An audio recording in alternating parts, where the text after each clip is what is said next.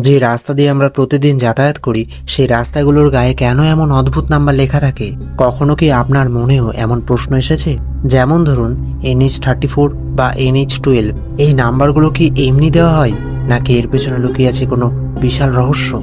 আজ চলুন এই অজানা তথ্যের উদ্ঘাটন করব আমরা। শুনলে হয়তো অবাক হবেন, ভারতের এই বিশাল রাজপথগুলোর নামকরণের পেছনে কোনো লুকোচুরি বা খামখেয়ালিপনা নেই। পুরোটাই চলে একটা দারুণ নিয়মে।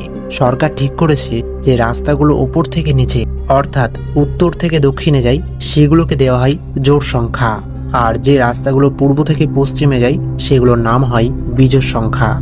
শুধু তাই নয়, আপনি দেশের যে প্রান্তেই থাকুন না কেন, এই নম্বর দেখলেই আপনি বুঝে যাবেন রাস্তাটা ঠিক কোন দিক থেকে কোন দিকে চলেছে। আমাদের খুব চেনা এবং প্রতিদিনের যাতায়াতের রাস্তা হলো পুরনো NH34। উত্তরবঙ্গ থেকে শুরু করে কলকাতার সাথে যোগাযোগের এই রাস্তাটি আমাদের কাছে আবেগের মতো। কিন্তু পরবর্তীকালে পুরো দেশের হাইওয়েগুলোকে আরো সহজ করে সাজানোর জন্য নিয়মে বদল আনা হয়।